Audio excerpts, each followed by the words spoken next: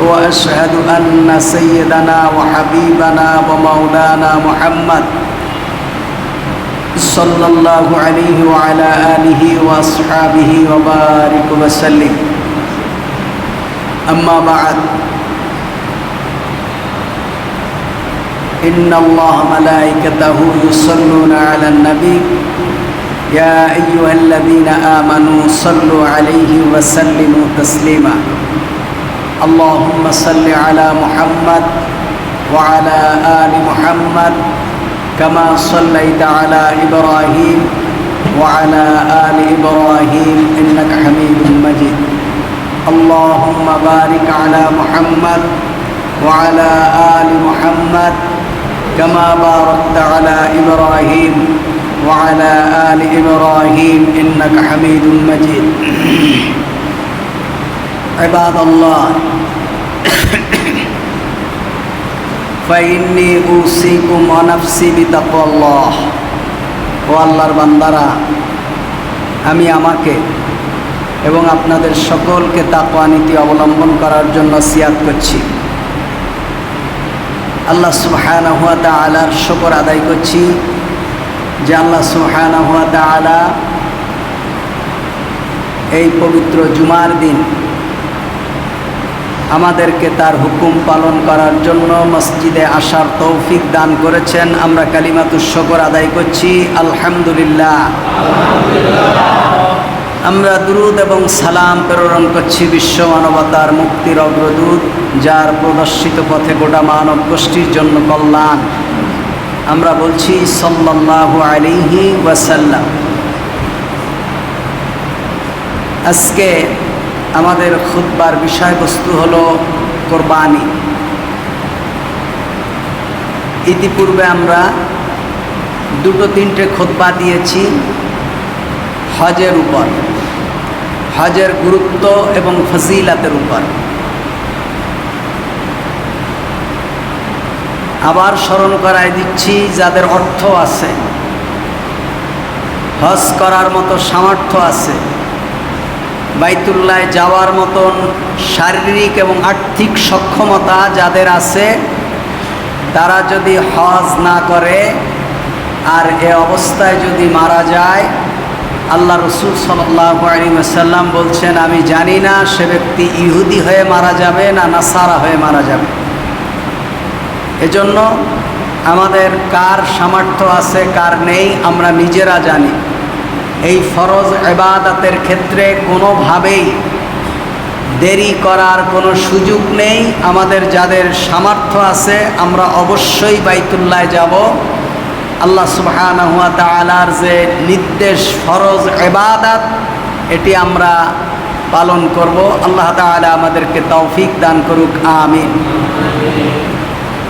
আল্লাহ তাআলা কোরআনুল কারীমের ছোট্ট একটি সূরা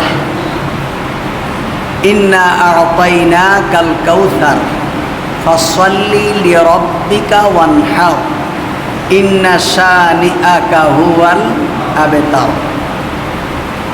এই সূরার ভিতরে আল্লাহ সুবহানাহু ওয়া তাআলা তিনটা আয়াতের ভিতরে তিনটি কথা বলেছেন।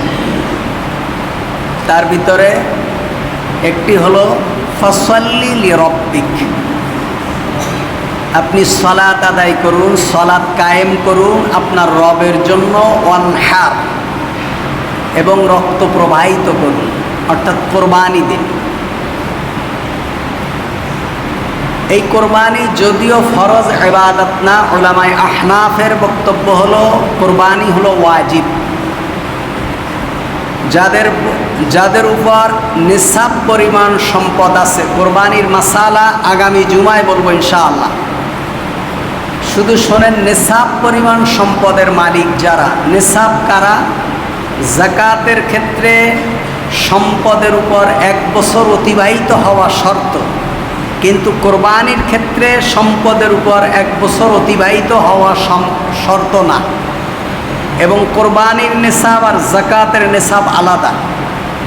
যদি কোনো ব্যক্তির নিকট 10ই জিলহজ থেকে 12ই জিলহজ সূর্য ডোবার আগ পর্যন্ত নিসাব পরিমাণ সম্পদ থাকে, প্রয়োজনের অতিরিক্ত সম্পদ থাকে।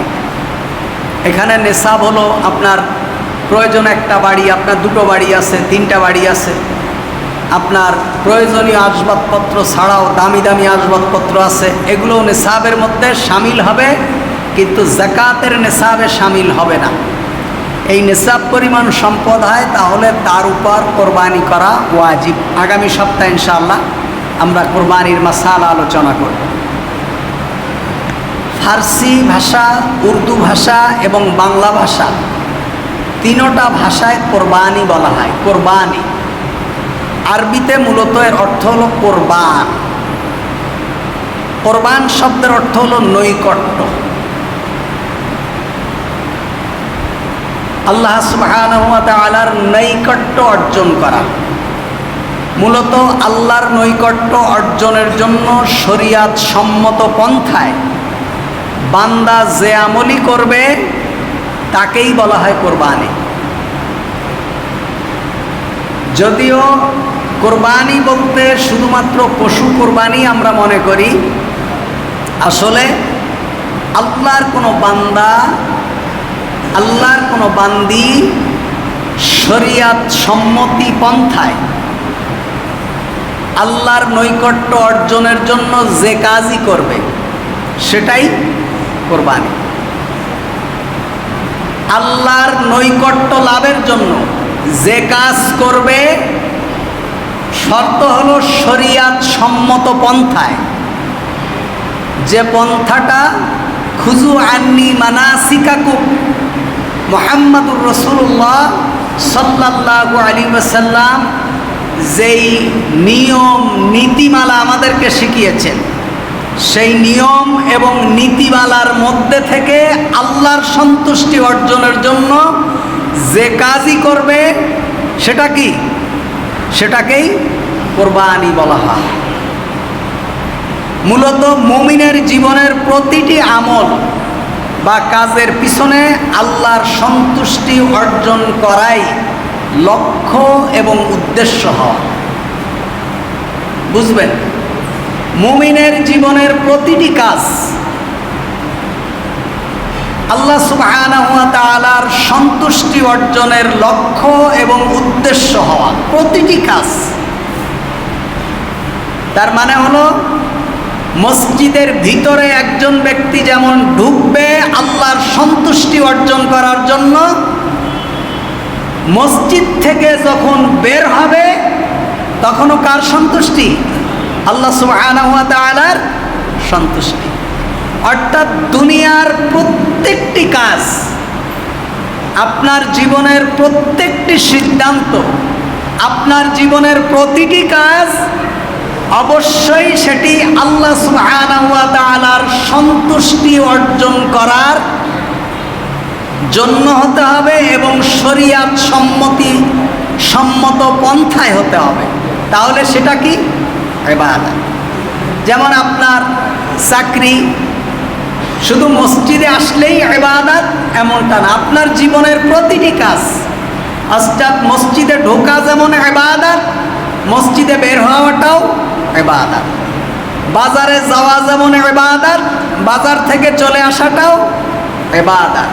সালাত আদায় করা যেমন ইবাদত, সালাত শেষ হওয়ার পরে দুনিয়ার কাজে লেগে পড়াটাও কি? ইবাদত।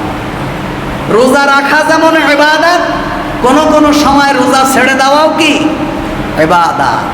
রাত্রে জেগে সালাতুত তাহাজ্জুদ পড়া যেমন ইবাদত, রাতের বেলায় সালাতুত তাহাজ্জুদ না পড়ে কখনো ঘুমায় থাকাও কি?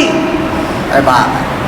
তার মানে প্রত্যেকটি কাজ অবশ্যই আল্লাহ সুবহানাহু ওয়া তাআলা সন্তুষ্টি অর্জন করার জন্য হতে হবে, তাহলেই কেবলমাত্র সেটা কি হবে? ইবাদত হতে হবে। হাদিসে এসেছে আমলের মধ্যে মধ্যম পন্থা অবলম্বন করা। আমলের ভিতরে মধ্যম পন্থা অবলম্বন করা,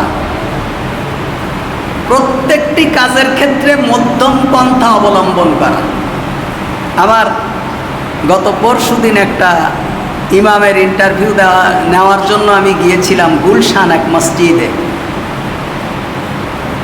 আলেমদের যারা খতিব ইমামতির জন্য এসেছে ওনাদেরকে জিজ্ঞেস করলাম, আমলের ভিতরে মধ্যম পন্থাটা কি? আমলের মধ্যে মধ্যম পন্থা কি? মধ্যম পন্থা বলে অনেকে আমাদেরকে বুঝাইতে চায় যদি বাড়াবাড়ি করা যাবে না, বাড়াবাড়ি করা যাবে না। তার মানে কি? তার মানে হলো আমাদের এখানে যুগ যুগ ধরে মিলাদ চলে আসতেছে, আমরা এখন যদি এটা বন্ধ করি তাহলে ফিতনা সৃষ্টি হবে, বাড়াবাড়ি করা যাবে না। এখানের ভিতরে এই পদ্ধতিতে আমল চলে, এটা এভাবেই চলতে দেন, বাড়াবাড়ি করা যাবে না, এগুলো তো খারাপ কিছু না। আমলের ক্ষেত্রে মধ্যম পন্থা মানে এটা নয়, মধ্যম পন্থার এই ব্যাখ্যা করা হারাম। আমলের মধ্যে মধ্যম পন্থার অর্থই হলো যেখানে মুহাম্মাদুর রাসূলুল্লাহ সাল্লাল্লাহু আলাইহি ওয়াসাল্লামের সুন্নাহ থেকে বিন্দু মাত্র কম করা যাবে না, আবার কোনোভাবেই এর থেকে কোনো কিছু বাড়িয়ে দেওয়া যাবে না। অর্থাৎ একেবারেই শরীয়ত যেটা মুহাম্মাদুর রাসূলুল্লাহ দিয়ে গিয়েছেন এর উপর টিকে থাকার মানেই হলো মধ্যম পন্থা। মধ্যম পন্থা মাসে যেখানে যা আছে ওখানে তাই চলুন, আপনি ওইভাবেই চালায় যান, এর নাম মধ্যম পন্থা না, এর নাম হলো চাকরি বাঁচানো। এর নাম কি? চাকরি বাঁচানো। আমলের ক্ষেত্রে মধ্যম পন্থার অর্থই হলো মুহাম্মাদুর রাসূলুল্লাহ সাল্লাল্লাহু আলাইহি ওয়াসাল্লাম যেভাবে যে আমল শিখিয়ে গেছেন সেই আমল সেইভাবে সেই পদ্ধতিতে করা, বিন্দুমাত্র ছেড়ে না দেওয়া এবং বিন্দুমাত্র এর ভিতরে বর্ধিত না করা, এর নাম হলো আমলের মধ্যে মধ্যম পন্থা অবলম্বন করা। আমাদের প্রত্যেকটি আমল আল্লাহ সুবহানাহু ওয়া তাআলার জন্য হওয়া, আমাদের প্রত্যেকটি কাজ আল্লাহ সুবহানাহু ওয়া তাআলার জন্য হওয়া। কাজ হলো বাংলা, আরবিতে বলা হয় কি? আমল। আরবিতে কি বলা হয়? আমল। তাহলে নামাজটাও যেমন আমল, নামাজ না পড়াটাও কি আমল। 3 সময় নামাজ পড়া কি হারাম, এই 3 সময় নামাজ পড়া থেকে বিরত থাকা এটা কি আমল। আগে একদিন বলেছি না, আমল বললে আমরা অন্য কিছু বুঝি, আমল মানে হলো কাজ। যারা শ্রমিক বিদেশে যায় ওদের পেশায় লেখা থাকে আমেল, ইসমে ফাইলের সিগা, মানে কি কাজকারী। যে ব্যক্তি কাজকে সম্পাদন করবে তাকে কি বলা হয়? আমেল। তা আমেল মানে হলো, আমল মানে হলো কাজ। ভালোটাও যেমন কাজ, নামাজ পড়াও যেমন কাজ, নামাজ না পড়াটাও কি কাজ। রাত্রে ইবাদত করা যেমন কাজ, রাত্রে ইবাদত ছেড়ে দেওয়াটাও কি কাজ। আমলের মধ্যম পন্থার ছোট্ট একটা উদাহরণ আমি ইতিপূর্বেও আপনাদেরকে দিয়েছি। আমলের মধ্যে মধ্যম পন্থা মানে 3 জন সাহাবী, এর মধ্যে একজন সাহাবী ছিলেন হযরত উসমান ইবনে মাযউন রাদিয়াল্লাহু তাআলা আনহু। তাফসীর ইবনে কাসীরের ভিতরে সুন্দর করে এসেছে হাদিসটা, বহু গ্রন্থে হাদিসের সম্পূর্ণ সহিহ সনদে হাদিসটা এসেছে। 3 জন সাহাবী সিদ্ধান্ত নিলেন যে আমাদের নবী মুহাম্মাদুর রাসূলুল্লাহ সাল্লাল্লাহু আলাইহি ওয়াসাল্লাম তিনি আখিরি জামানার নবী, তিনি হলেন খাতামুন নবী, তিনি হলেন একেবারে সর্বশ্রেষ্ঠ মানুষ, তিনি হলেন আল্লাহর হাবিব। এরপরেও তিনি কোনো সময় আল্লাহর ইবাদত থেকে নিজেকে গাফেল রাখেন না। তাহলে 3 জন সাহাবী সিদ্ধান্ত নিলেন আমাদের কেমন হওয়া উচিত, আমাদের আমল কেমন হওয়া উচিত। তখন একজন সাহাবী বললেন, রাসূলুল্লাহ সাল্লাল্লাহু আলাইহি ওয়াসাল্লাম আল্লাহর নবী হওয়া সত্ত্বেও যেহেতু এত ইবাদত করে, আমি আজ থেকে আর কোনো দিন রাতের বেলায় ঘুমাবো না, যতদিন বেঁচে থাকবো প্রতিদিন রাতটাকে আল্লাহর ইবাদতে কাটিয়ে দেব। এটা উত্তম কাজ না অনুত্তম কাজ বলেন? সারা রাত নামাজে কাটিয়ে দেওয়া, ঘুম না পড়ে, এটা উত্তম কাজ না অনুত্তম কাজ? উত্তম কাজ। আরেকজন সাহাবী বললেন, আমি আজ থেকে জীবনে যতদিন বেঁচে থাকবো দিনের বেলায় আর পানাহার করব না, আমি সিয়াম পালন করব। জীবনে যতদিন বেঁচে থাকবো লাগাতার কি পালন করব?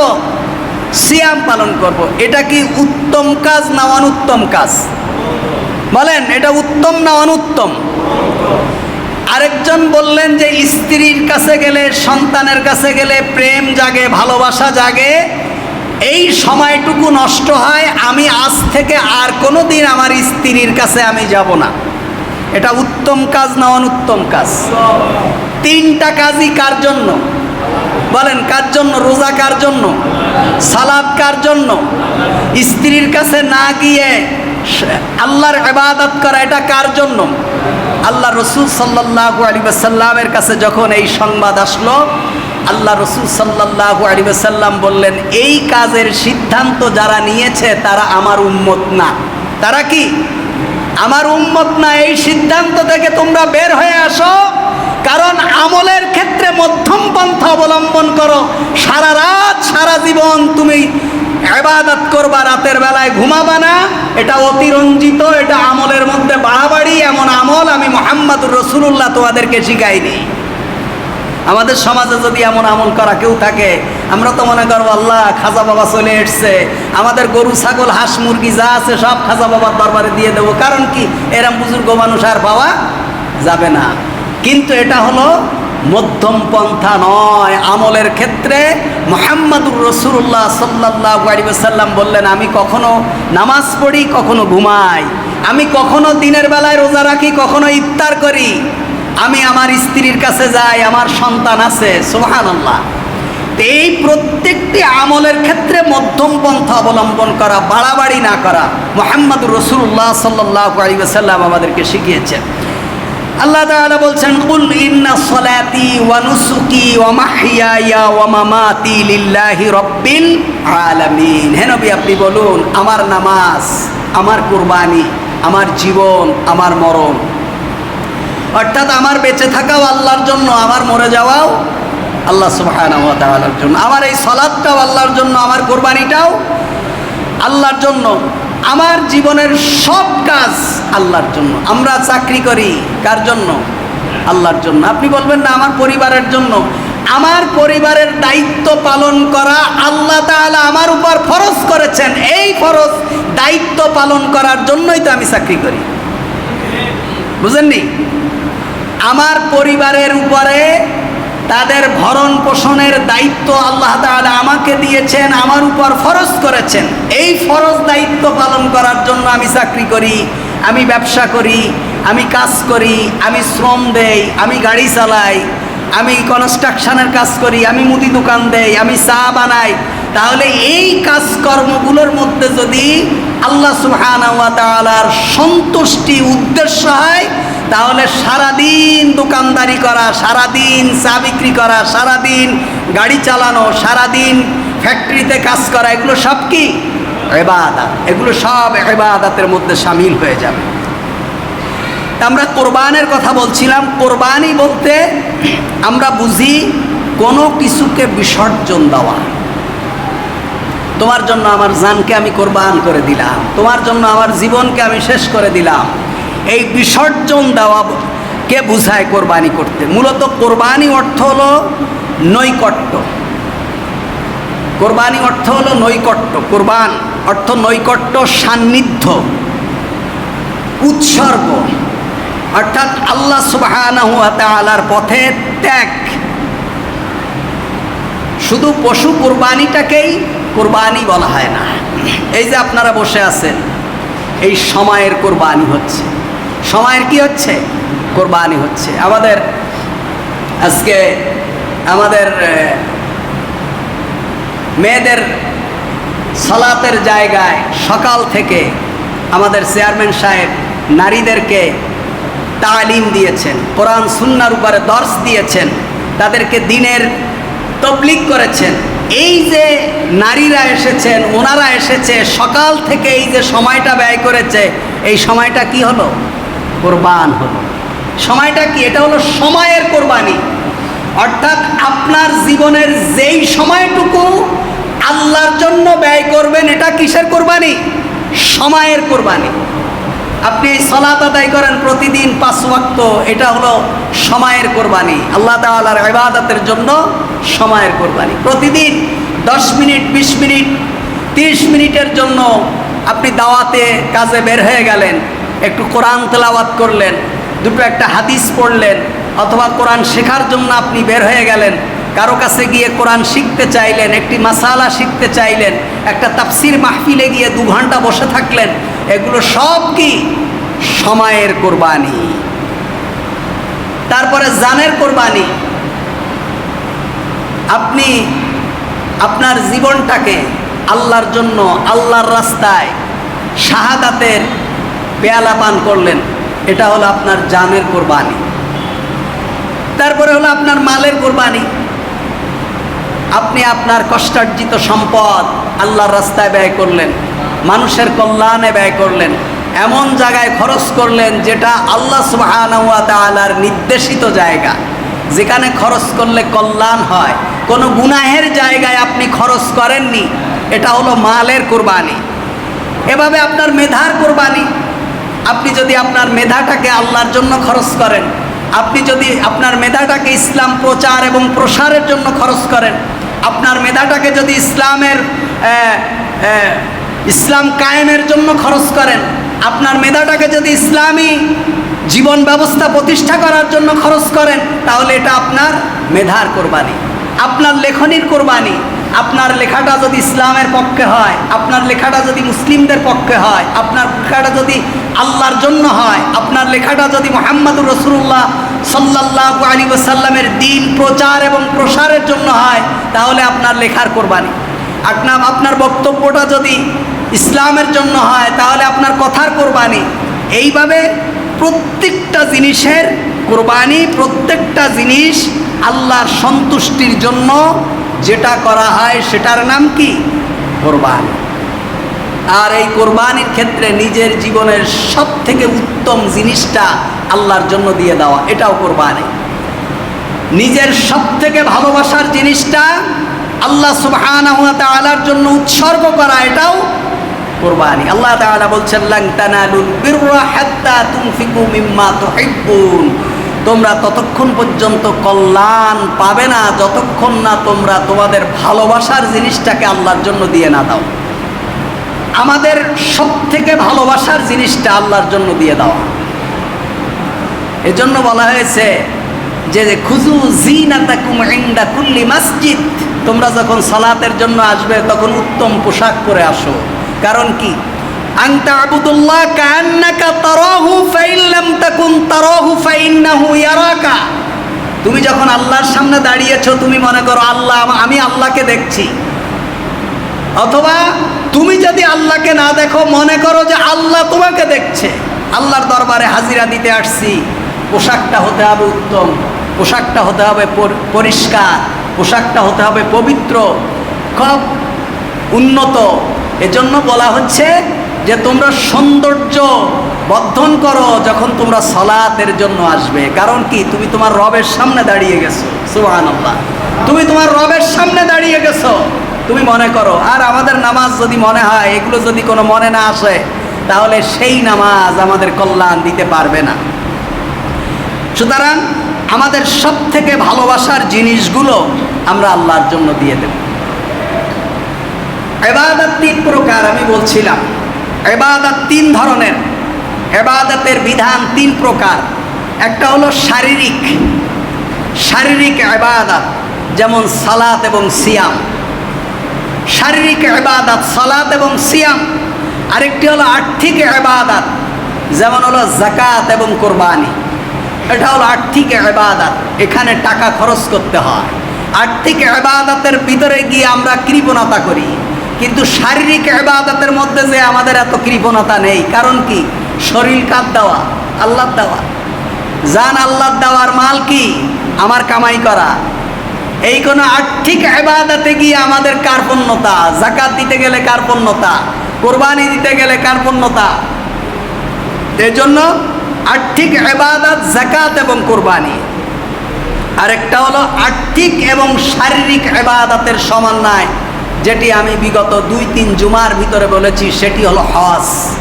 যেটা অর্থ দরকার, সশরীরে উপস্থিত থাকাও দরকার।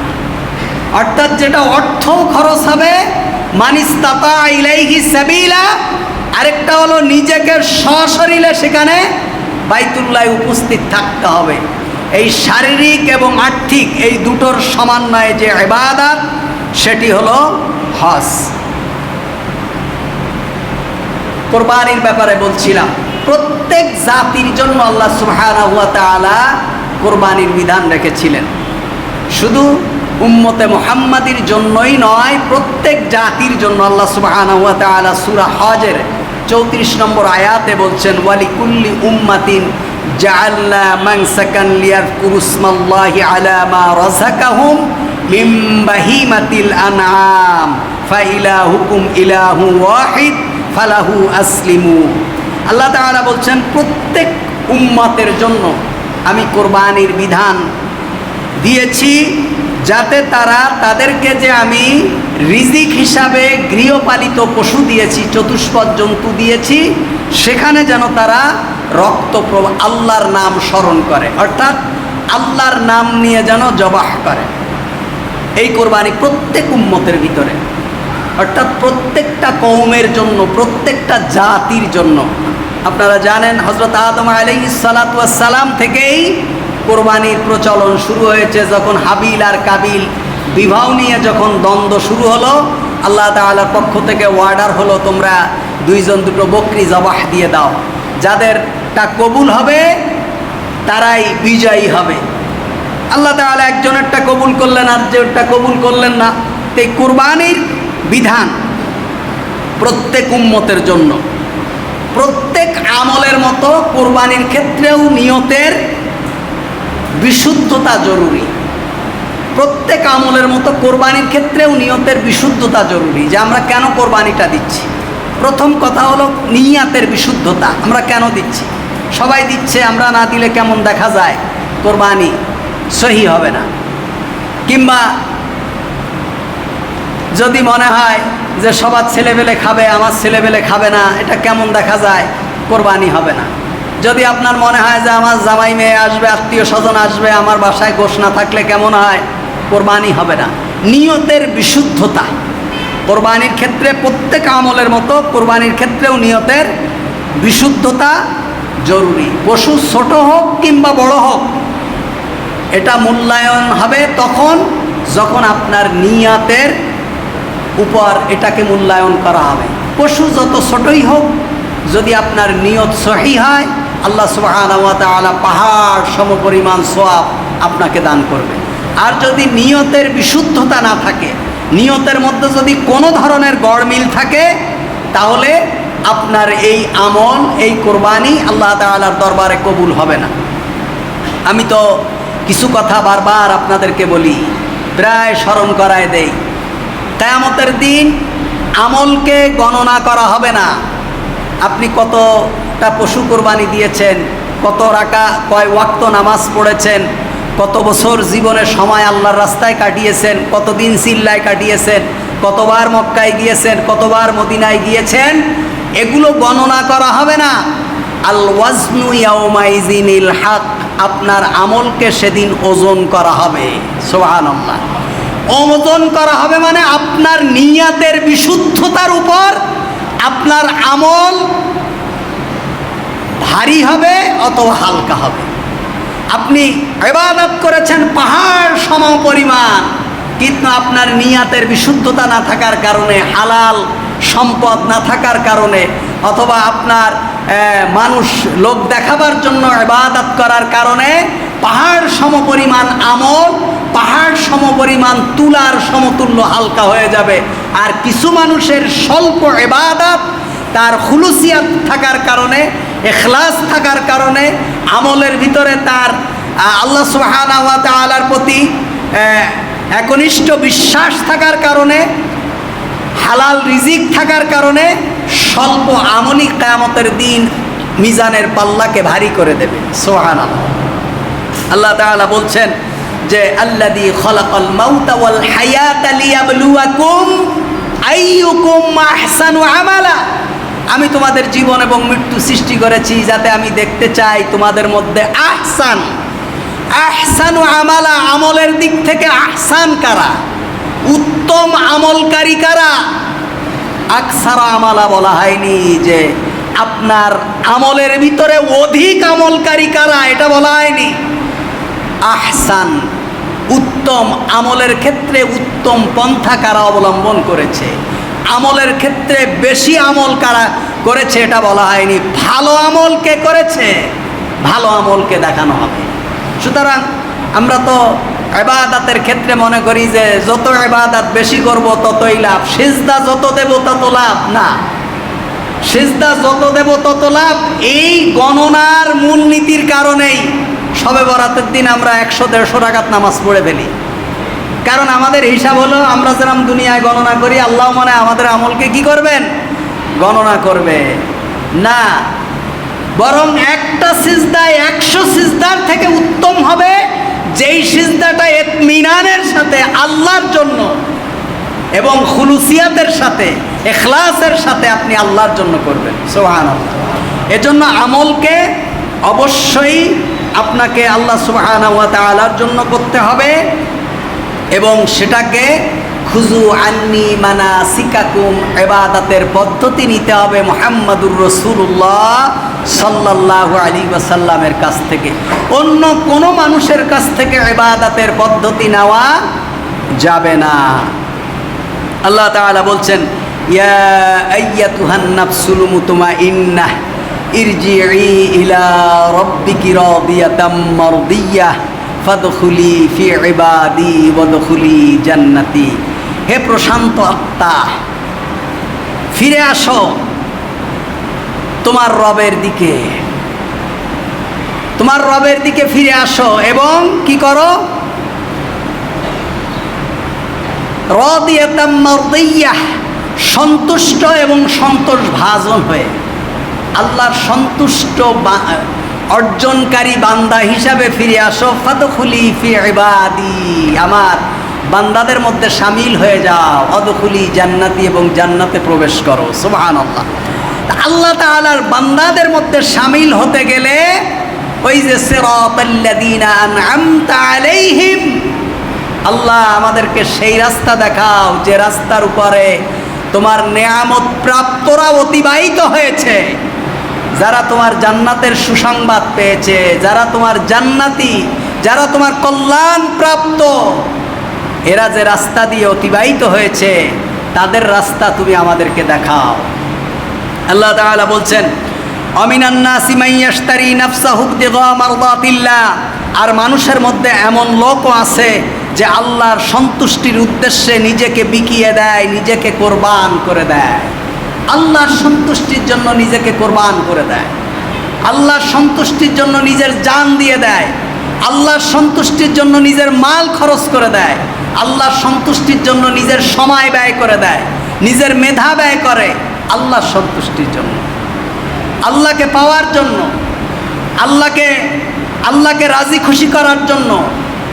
গতকালকে সূরা আত-তুরের তাফসীরে বলছিলাম, যখন জান্নাতীরা জান্নাতে যাবে, সূরা তুরে এসেছে, তখন একজন আরেকজনের মুখোমুখি হবে, একদল আরেক দলের মুখোমুখি হবে। তখন তাদেরকে খেতে দেওয়া হবে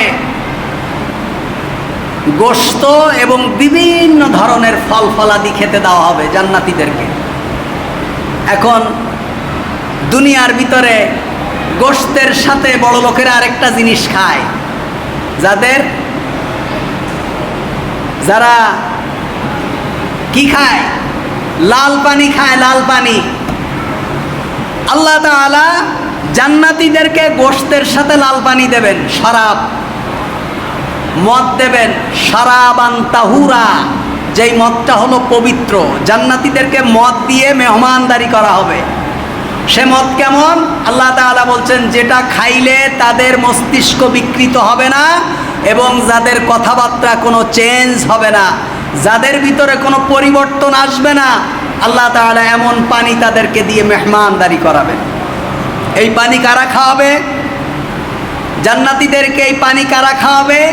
বলছে জান্নাতের ভিতরে এই পানি খাওয়াবার জন্য আল্লাহ তাআলা তরুণ যুবকদেরকে রেখে দিয়েছেন পরিবেশন করার জন্য, ওয়েটার।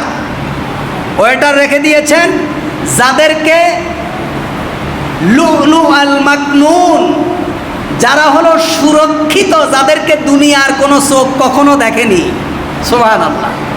এর মানে এইটা না, গতকালকে তাফসিরে বলছিলাম যে আমাদের দেশের যারা জেলে যায়, জেলে গেলে যখন তাদেরকে সশ্রম কারাদণ্ড দেওয়া হয়, তখন সশ্রম কারাদণ্ড দেওয়া হলে এদের তো কোনো না কোনো কাজ করতে হয়। তখন বলা হয় যে তুমি দুনিয়ায় এই জেলের বাইরে যখন ছিলে তখন কি কাজ করতে? তো যদি বলে যে আমি গার্মেন্টসের অপারেটর ছিলাম, সেলাই করতাম, তখন জেলের ভিতরে গেলে ওরে সেলাইয়ের কাজ দিয়ে দেয়। যদি বলে যে আমি নাপিত ছিলাম, চুল কাটতাম, তখন ওরে জেলের ভিতরে চুল কাটার কাজ দেয়। যদি বলে যে আমি বাবুর্চি ছিলাম, তখন জেলখানার ভিতরে যখন সশ্রম কারাদণ্ড দেওয়া হয় তখন ওদেরকে বাবুর্চির কাজ দিয়ে দেয়। জান্নাতের ভিতরে এমনটা হবে না যে দুনিয়ার ভিতরে যারা ওয়েটারের কাজ করেছে জান্নাতে গেলে তাদেরকে জান্নাতীদের পরিবেশন করা হবে, এমনটা নয়। বরং জান্নাতের ভিতরে যারা ওয়েটার থাকবে জান্নাতীদের, তারা এমন সুরক্ষিত যাদেরকে দুনিয়ার কোনো চোখ কখনো দেখেনি। সুবহানাল্লাহ। তখন তারা পরস্পর যখন সামনাসামনি বসবে, বসে পরস্পরকে বলবে, ভাই তোমার দুনিয়ার জীবন কেমন ছিল? তখন বলবে যে আমি দুনিয়ার ভিতরে খুব ভীত এবং শঙ্কিত ছিলাম। দুনিয়ায় আমি রিজিক কামাইয়ের ক্ষেত্রে হারাম পন্থা অবলম্বন করিনি, কিংবা আমি ভোগ বিলাসে নিজেকে মত্ত করে দেইনি, বরং আমি সবসময় শঙ্কিত এবং ভীত ছিলাম যে পরকালীন জীবনে আল্লাহ তাআলার দরবারে আমি কিভাবে হিসাব দেব। এই জবাবদিহিতাটা সবসময় আমার মাথার ভিতরে কাজ করেছে, এ কারণে আমি সবসময় ভীত এবং শঙ্কিত ছিলাম। সুবহানাল্লাহ। তা যারা এই নীতি অবলম্বন করবে, পরকালীন জীবনে আল্লাহ সুবহানাহু ওয়া তাআলার সামনে জবাব দেওয়ার মতো জবাবদিহিতার মনোভাব যাদের থাকবে, আল্লাহ সুবহানাহু ওয়া তাআলা বলছেন তারা নিজেদের জীবনকে আল্লাহর রাস্তায় বিকিয়ে দেবে। তারা সর্বক্ষণ তাদের সময়, তাদের অর্থ, তাদের মেধা, তাদের লেখা, তাদের বক্তৃতা, তাদের বিবৃতি, তাদের শিক্ষকতা, তাদের নিজ নিজ পেশা যে যেই কাজ করবে, কার জন্য করবে? আল্লাহ সুবহানাহু ওয়া তাআলাকে সন্তুষ্টি করার জন্যই করবে। আল্লাহ তাআলা বলছেন, ইন্নাল্লাহা আশতারা মিনাল মুমিনিনা আনফুসাহুম ওয়া আমওয়ালাহুম বিআন্না লাহুমুল জান্নাহ। মুমিন তো তারা যারা জান্নাতকে ক্রয় করে নিয়েছে নিজের জান এবং মালের বিনিময়ে। সুবহানাল্লাহ। আল্লাহ সুবহানাহু ওয়া তাআলার কাছ থেকে জান্নাতটাকে ক্রয় করে নিয়েছে নিজের জান এবং মালের বিনিময়ে। আল্লাহ তাআলা যদি জান চান জান দিবে, আল্লাহ তাআলা মাল চাইলে মাল দিবে, প্রস্তুত। আল্লাহর নির্দেশ যেখানে যা খরচ করা সেটা খরচ করবে। কি জন্য? আল্লাহ তাআলার জান্নাত পাওয়ার জন্য। আল্লাহ তাআলা বলছেন, আহাসিবান নাস আইয়ুতরাকু আইয়াকুলু আমান্না ওয়া হুম লা ইফতানুন। তোমরা কি মনে করেছো ঈমান এনেছি এ কথা বললেই তোমাদেরকে ছেড়ে দেওয়া হবে, অথচ তোমাদেরকে কোনো পরীক্ষা করা হবে না? ঈমান এনেছি এ কথা বললেই তোমাদেরকে ছেড়ে দেওয়া হবে, অথচ তোমাদেরকে পরীক্ষা করা হবে না? যে তোমরা ঈমানের দাবিতে কতটুকু সত্যবাদী তোমাদেরকে পরীক্ষা করা হবে না। তোমাদের কাছে সম্পদ চাওয়া হবে, তোমাদের কাছে সময় চাওয়া হবে, তোমাদেরকে বিভিন্ন পরীক্ষার সম্মুখীন হতে হবে। মুহাম্মাদুর রাসূলুল্লাহ সাল্লাল্লাহু আলাইহি ওয়াসাল্লাম বলছেন, পৃথিবীর ভিতরে সব থেকে বেশি পরীক্ষার সম্মুখীন হয়েছেন আল্লাহর নবীরা। আর নবীদের যে যতটুকু বেশি অনুসারী, যত কাছের ব্যক্তি, তারপর তার যতটুকু কাছের, তাদেরকে এভাবে এই পর্যায়ক্রমে পরীক্ষার সম্মুখীন হতে হয়েছে। আল্লাহ তাআলা বলছেন, ফামান যুহজিয়া আনিন নার ওয়া উদখিলাল জান্নাহ ফাকাদ ফাযা। যাকে জাহান্নাম থেকে দূরে সরানো হয়েছে এবং যাকে জান্নাতের নিকটবর্তী করা হয়েছে, তারাই সফল কাম। দুনিয়ার সফলতা কোনো সফলতাই না, দুনিয়ার ব্যর্থতা কোনো ব্যর্থতাই না। দুনিয়ায় বহু সফল মানুষ পরকালীন জীবনে তারা ব্যর্থ, আর দুনিয়ায় আমাদের চোখে অনেক ব্যর্থ মানুষ যারা পরকালীন জীবনে সফল। সুবহানাল্লাহ। এজন্যই তো একটি কবিতা আল্লামা ইকবালের একটি লাইন বারবার মনে পড়ে, মৌত কো সমঝা है গাফিল, ইখতিতামে জিন্দেগি দর হাকিকত মৌতি হ্যায় ইবতেদায়ে জিন্দেগি। বলছে তোমরা মনে করছো মৃত্যু হলো জীবনের শেষ। আল্লামা ইকবাল বলছে না, বরং মৃত্যু দিয়েই তোমার জীবনটা শুরু করা হয়েছে। সুবহানাল্লাহ। মৃত্যু হয়ে গেছে মানে তোমার জীবন শুরু হয়ে গেছে, যেই জীবনের আর কোনো শেষ নেই। মৌত কো সমঝা হ্যায় গাফিল ইখতিতামে জিন্দেগি। আল্লাহ তাআলা বলছেন ওয়া আম্মা মান খাফা মাকাম রাব্বিহি ওয়া নাহান নাফসা আনিল হাওয়া, আর যে স্বীয় রবের সামনে দাঁড়ানোকে ভয় করে এবং কুপ্রবৃত্তি থেকে নিজেকে বিরত রাখে, ফাইনাল জান্নাতা হিয়াল মাওয়া, জান্নাতি হবে একমাত্র তার আবাসস্থল। তার মানে ওয়া আম্মা মান খাফা মাকাম রাব্বিহি, যে তার রবের সামনে দাঁড়ানোকে কি মনে করে, দাঁড়ানোর ভয় করে, প্রত্যেকটি কাজ করার আগে চিন্তা করে আমার রবের সামনে আমাকে দাঁড়াতে হবে, আমার এই কাজের জন্য আমার রবের সামনে আমাকে জবাব দিতে হবে, জবাবদিহিতার ভয় থাকে। ওয়া আম্মা মান খাফা মাকাম রাব্বিহি, এক ওয়াক্ত নামাজ ছেড়ে দেন, আপনার মনে থাকতে হবে যে আমার রবের সামনে আমাকে এই নামাজের জন্য আমাকে দাঁড়াতে হবে। আমি যে হারাম রিজিক কামাচ্ছি, আমার এই হারাম রিজিকের জন্য আমার রবের সামনে আমাকে দাঁড়াতে হবে। আমি যে আমার কাজে ফাঁকি দিচ্ছি, এই কাজে ফাঁকি দেওয়ার জন্য আমার রবের সামনে আমাকে জবাব দিতে হবে। আমি যে অন্যায় করছি, আমি যে জুলুম করছি, আমি যে সীমা লঙ্ঘন করছি, আমার এই প্রত্যেকটি কাজের জন্য আমার রবের সামনে আমাকে দাঁড়াতে হবে। ওয়া আম্মা মান খাফা মাকাম রাব্বিহি ওয়া নাহান নাফসা আনিল হাওয়া, এবং নিজের প্রবৃত্তি থেকে নিজেকে বিরত রাখে, মন যা চায় তাই করে না, বরং আল্লাহ তাআলার নির্দেশ মোতাবেক প্রত্যেকটি কাজ করে, নিজের মন যেটা চায় সেটা করে না। সে ব্যক্তির স্থানই হবে আল্লাহ সুবহানাহু ওয়া তাআলার জান্নাত। আল্লাহ রাসূল সাল্লাল্লাহু আলাইহি ওয়াসাল্লাম বলছেন, আনাস ইবনে মালিক রাদিয়াল্লাহু তাআলা আনহু قال قال رسول الله صلى الله عليه وسلم يأتي على الناس الزمان الصابر فيهم على دينه كالقابض على الجمر। আল্লাহ রাসূল বলছেন, মানুষের উপর এমন একটা যুগ আসবে, এমন একটা সময় আসবে, যখন দিনদারের জন্য দিনের উপর প্রতিষ্ঠিত থাকা জ্বলন্ত আগুনের কয়লা হাতে রাখার থেকেও কঠিন হয়ে যাবে। জ্বলন্ত আগুনের কয়লা হাতে রাখার থেকেও কঠিন হয়ে যাবে যখন এমন একটা সময় আসবে দিনের উপরে টিকে থাকা। আমার মনে হয় এখন সেই সময়টাই চলছে। এখন কোনটা সহি দিন আর কোনটা গলত, কোনটা সহি আর কোনটা গলত, কোনটা মুহাম্মাদুর রাসূলুল্লাহর দেখানো রাস্তা আর কোনটা শয়তানের দেখানো রাস্তা, এটাই আমরা এখন পার্থক্য করতে পারছি না। সেই দিন এখন আমাদের চলছে। যারা জীবনে কখনো ভালো করে আলিফ বাতা পড়তে পারে না, তারা আলেমদেরকে এখন সবক দেয় কিভাবে দিনের উপরে চলতে হবে। মুহাম্মাদুর রাসূলুল্লাহ আমাদেরকে কি শিখিয়েছেন, কিভাবে অর্থনীতি চালাতে হবে, কিভাবে রাজনীতি করতে হবে, কিভাবে সমাজে টিকে থাকতে হবে, কিভাবে কোন নীতিতে ব্যবসা করতে হবে। এইগুলো আমাদেরকে শিখায় কারা? যারা রাত্রে বোতল নিয়ে ঘুমায় থাকে, নারী আর বোতল যাদের সঙ্গী, তারা আমাদেরকে শিখায়। দুর্ভাগ্য আমাদের জন্য। তারপরে এখনকার ফিতনা আহলে কোরআন, কাদিয়ানি, খ্রিস্টান, বিভিন্ন ধরনের ফিতনা এখন আমাদের উপর এমনভাবে ভর করেছে, এর মধ্যে তো আমরা আছি মাশাআল্লাহ। মারামারির ক্ষেত্রে আমরা কি ফার্স্ট। আর যত ধরনের ইখতিলাফ, যত ধরনের ফাসাদ, যত ধরনের ফিতনা, সবগুলো একেবারে সামান্যতম ছোটোখাটো ফিকহি মাসালা নিয়ে, যেগুলোর জন্য কোনো ব্যক্তির ঈমানও যাবে না, যেগুলো না করলে কিংবা বেশি করলে কোনো ব্যক্তি একেবারে উঁচু দরজার আল্লাহর ওলি হয়ে যাবে এমনটাও না। এই ছোটোখাটো বিষয় নিয়ে এই ফিতনার সময় আল্লাহ রসুল বলছেন, ঈমানের উপরে টিকে থাকা এটি হলো যে কি, জ্বলন্ত আগুনের কয়লা হাতে রাখার থেকেও কঠিন কাজ। এখন সেই সময়। সুতরাং ভাইরা আমার,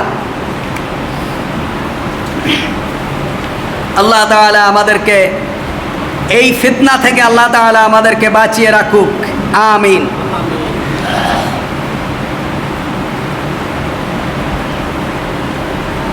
রাসূল সাল্লাল্লাহু আলাইহি ওয়াসাল্লাম বিপদ এবং মুসিবতে পরীক্ষার যত কঠিন হবে, আল্লাহ রসুল বলেছেন পরীক্ষা যার জন্য যত কঠিন হবে, যার পরীক্ষা যত কঠিন হবে তার প্রাপ্তিও তত বড় হবে, তার প্রতিদানও তত বড় হবে।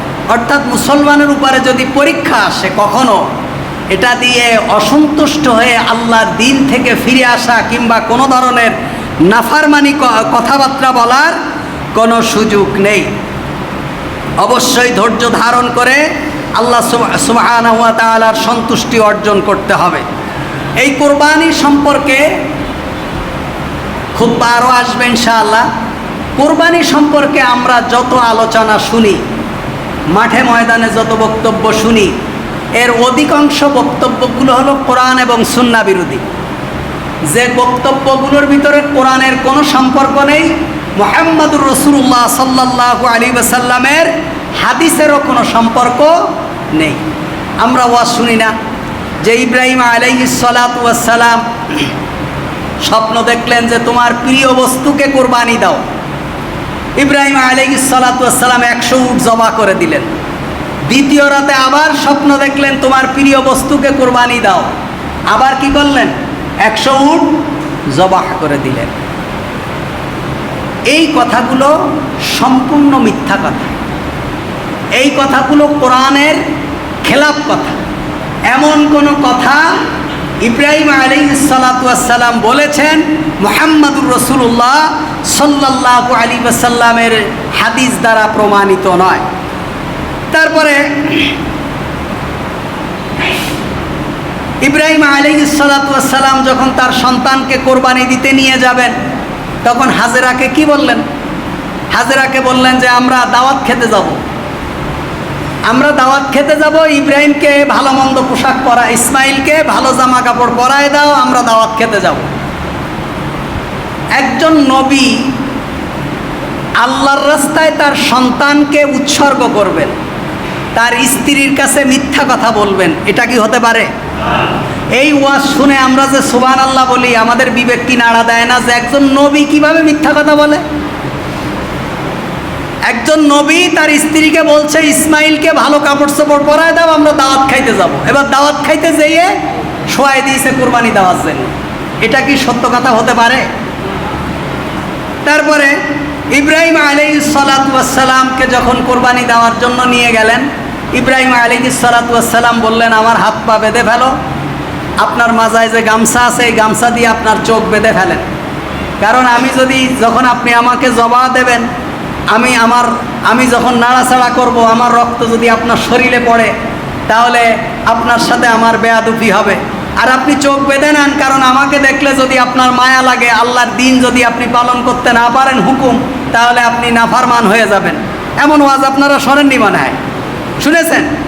এগুলো হলো মিথ্যা কথা। এগুলো কি কথা? এগুলো হলো রাতের বেলায় মানুষদেরকে বসায় রাখার জন্য মিথ্যা কথা বলা।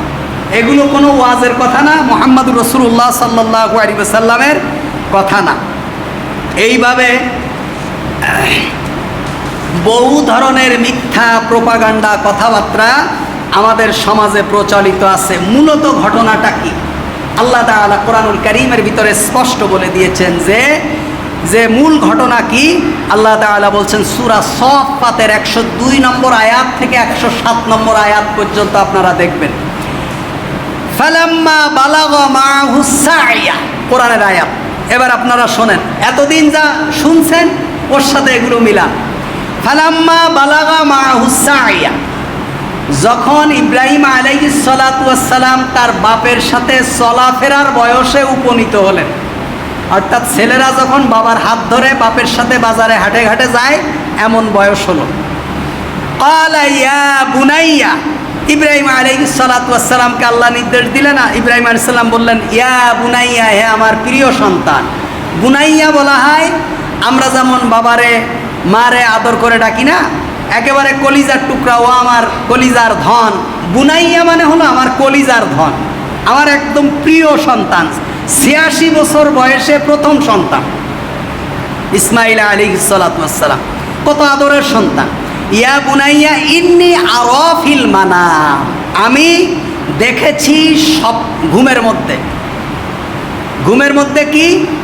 আন্নী আযবাহুকা, আমি তোমাকে জবাহ দিচ্ছি। তাহলে ১০০ উট কোরবানির সওয়াব কোন জায়গা থেকে আসলো? এর আগে ইব্রাহিমকে বলার আগে যে ১০০ উট, ৩০০ উট, ৫০০ উট, ৭০০ উট ইব্রাহিম কোরবানি দিলেন কোথার থেকে?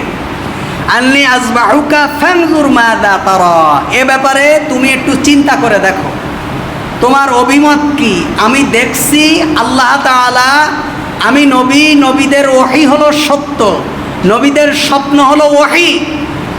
সুতরাং আমি স্বপ্ন ঘুমের ঘরে দেখেছি যে আমি তোমাকে জবাহ করছি, এ ব্যাপারে তোমার মতামত কি? তুমি একটু চিন্তা করো। তখন ছেলে কি বললেন?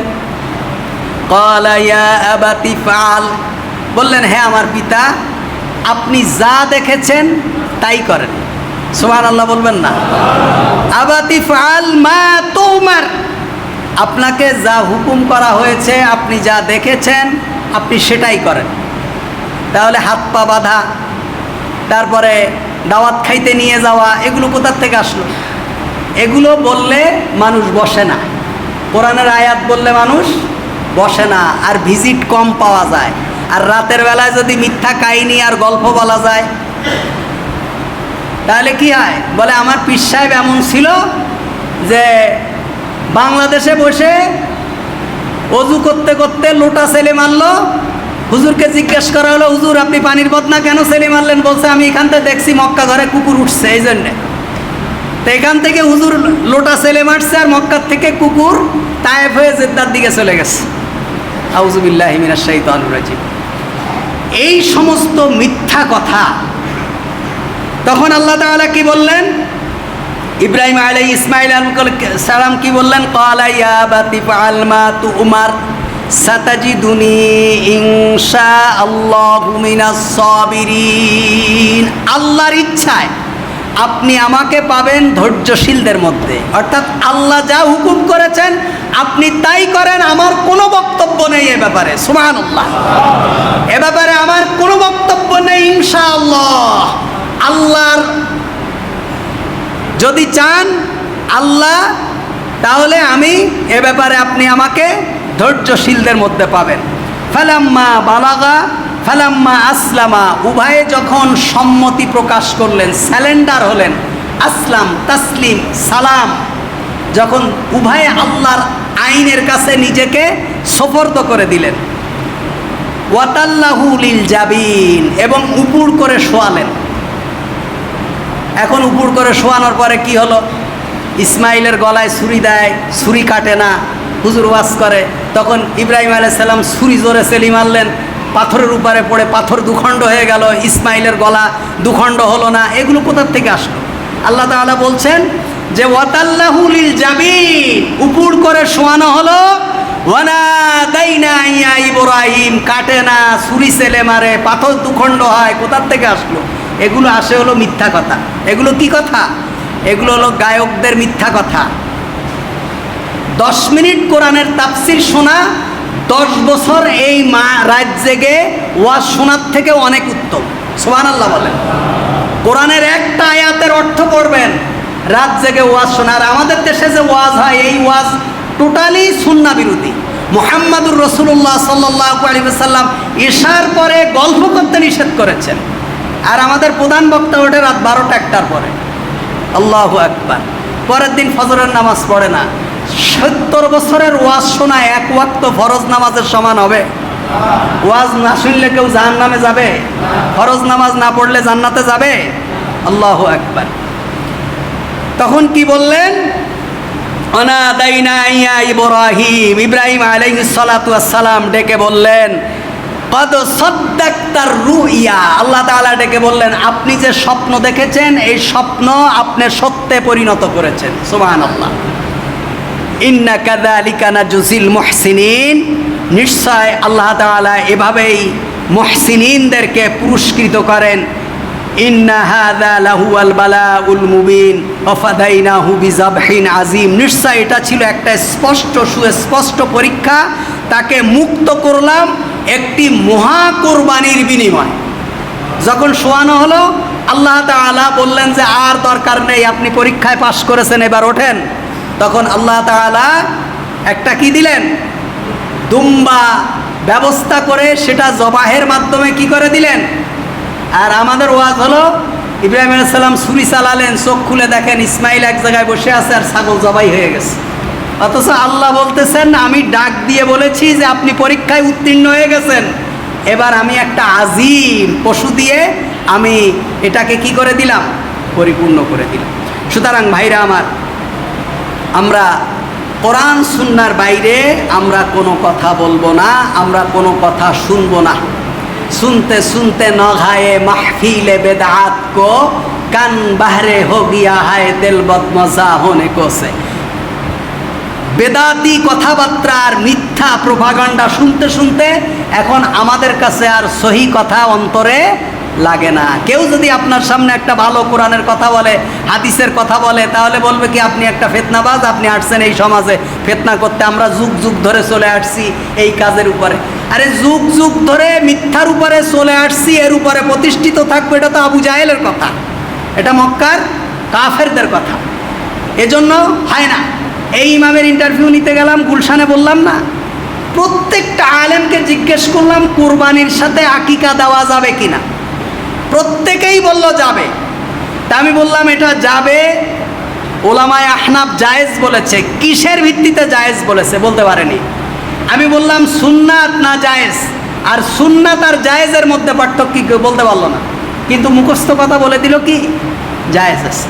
তা আমি বললাম মুহাম্মদুর রাসূলুল্লাহ সাল্লাল্লাহু আলাইহি সাল্লাম এবং তার সাহাবীরা কোনোদিন গরু কুরবানি দিয়েছে, গরু আকিকা দিয়েছে, আছে এমন কোনো কিছু? যাই হোক, এজন্য আমাদের সমাজে একটা জিনিস যেটা চলে আসবে, এটা যদি গলত হয়, আপনি এরপরে যদি ক্বালান নবী সাল্লাল্লাহু আলাইহি ওয়াসাল্লাম দাঁড় করায়ও দেন, তা বলবে আপনি ফিতনাবাজ, আপনি এখানে আসছেন কি করার জন্য? ফিতনা করার জন্য। আল্লাহ তাআলা আমাদেরকে সমস্ত বদামল থেকে হেফাজত করুক, আমিন। সুবহানাকাল্লাহুম্মা বিহামদিকা আশহাদু আল্লা ইলাহা ইল্লা আনতা আস্তাগফিরুকা ওয়া আতুবু ইলাইহি।